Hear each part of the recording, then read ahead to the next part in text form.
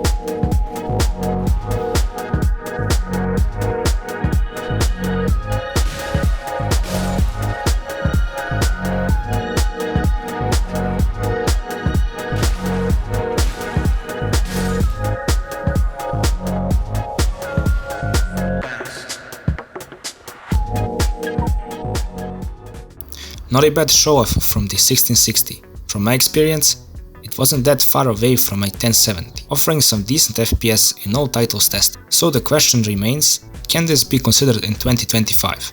Well, for the price of $60 which I paid for it, it's fairly affordable, moderately power efficient, and has a decent amount of VRAM to compete in today's gaming landscape.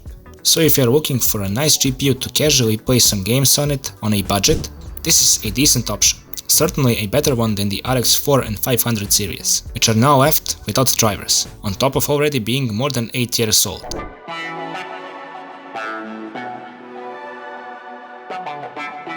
Thanks for joining me on this refreshing look at a moderately modern GPU. I will try to look at some more hopefully in the near future, if I get some time for that.